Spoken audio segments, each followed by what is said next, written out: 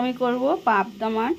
দেখো আজকেও পাবদা মাছ করব। পাবদা মাছগুলো এখানে ভালো করে কেটে ধুয়ে নিয়েছি। দেখো কেটে নিয়েছি। আর এইখানে যে ভেতরে ফুলকোটা থাকে, এই যে আমি কিন্তু ফুলকোটা ফেলে দিয়েছি। মাছটা ভালো করে ধুয়ে নিয়েছি। তো দেখো আমি কি দিয়ে করব। এখানে বেগুন, একটা বেগুনকে দুটো টুকরো করে নিয়েছি। বেগুনগুলো লম্বা লম্বা করে নিয়েছি, আলুটা লম্বা লম্বা করে দিয়েছি। তা আলু বেগুন দিয়ে আজকে পাবদা মাছের ঝোল করব। পাবদা মাছগুলো এখন হলুদ লবণ দিয়ে মেখে নেব। দিয়ে দিলাম হলুদ আর দিয়ে দিলাম লবণ। তা এখন মেখে নেব।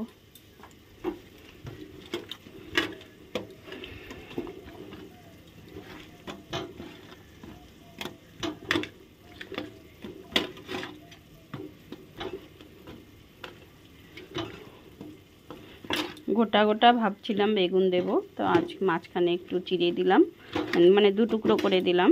দুটো টুকরো করে দিয়েই আজকে আলু বেগুন দিয়েই করব।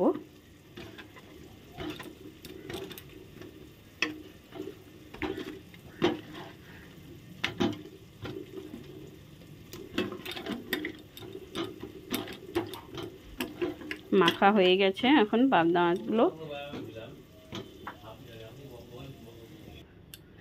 মাছগুলো এখন দিয়ে দিচ্ছি।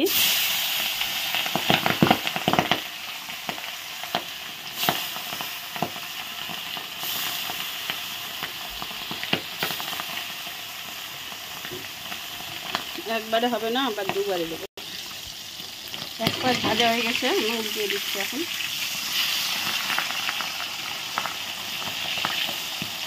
সবগুলো উল্টিয়ে দিলাম। পরেরগুলো আমি উল্টিয়ে দিচ্ছি।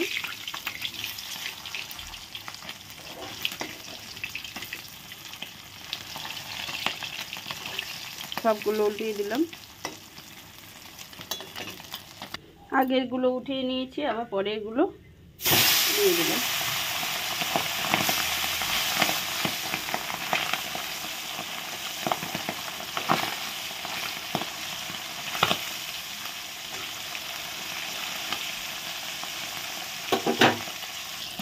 এটা ভাজা হয়ে গেছে। এবারে এগুলো আমি উল্টিয়ে দিচ্ছি।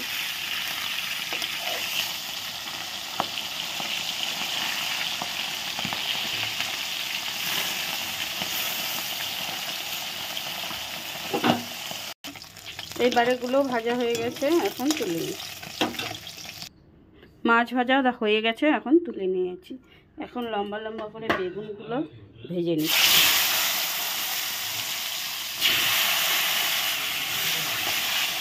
বেগুনগুলো সুন্দর ভেজে নেব।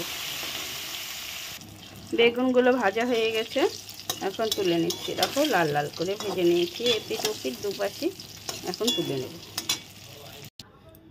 এখন জিরা ফোড়ন দিয়ে দেবো। তাহলে এখন আলুগুলো দিয়ে দিচ্ছি।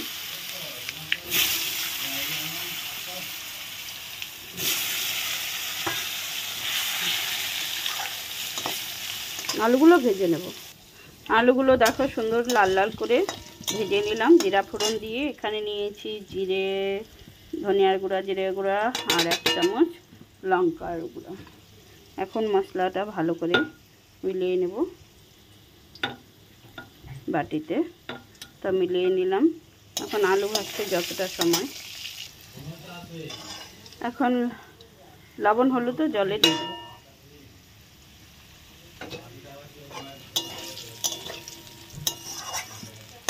এখন আলু ভাজা হয়ে গেল। এখন সব মশলা ভিজিয়ে রাখলাম যে সেটা দিয়ে দিলাম।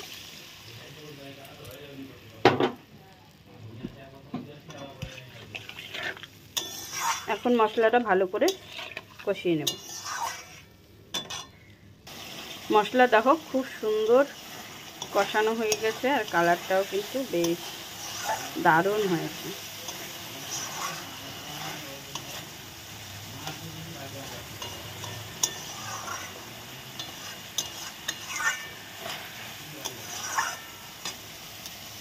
মশলা ভালো করে কষানো হয়ে গেছে। মশলার বাটিতে করে আমি এখন 1 বাটি জল দিয়ে দিলাম। জলটা দিয়ে এখন ভালো করে নাড়াচাড়া করে একদম মশলা সুন্দর করে মিশিয়ে দেব। আলুগুলো সেদ্ধ হয়ে গেছে। এই যে আলুগুলো সেদ্ধ হয়ে গেছে। এখন বেগুন দিয়ে দিব, ভেজে রাখা বেগুনগুলো দিয়ে দিলাম।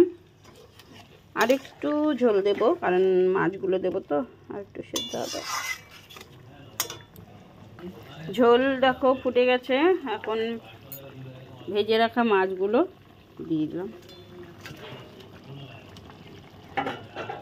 দেখো মাছগুলো দিয়ে কি সুন্দর লাগছে।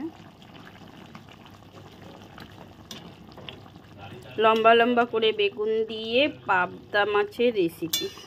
এখন মাছটা দেওয়ার পরে একটু ভালো করে ফুটবে। আমি একটু ঢাকাটা দিয়ে দিই। মাছ হয়ে গেছে। এখন নামানোর আগে ওপর দিয়ে ধনেপাতা কুচি দিয়ে দিব। ধনেপাতা দিয়ে পাবদা মাছ, বাটা মাছ, ট্যাংরা মাছ সব মাছই খেতে ভালো লাগে।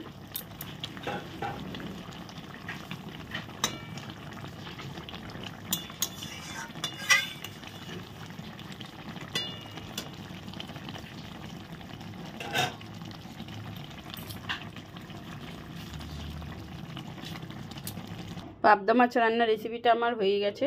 দেখো বন্ধুরা কেমন লাগলো জানিও, আর ভালো লাগলে আমার পেজটা ফলো করে দিও। ইউটিউব চ্যানেল থেকে যারা দেখছো তারা আমার চ্যানেলটা সাবস্ক্রাইব করে দিও। আজকের মতো এখানে রাখছি বন্ধুরা, টাটা বাই বাই। দেখা হবে পরের রেসিপিটা পরের দিন।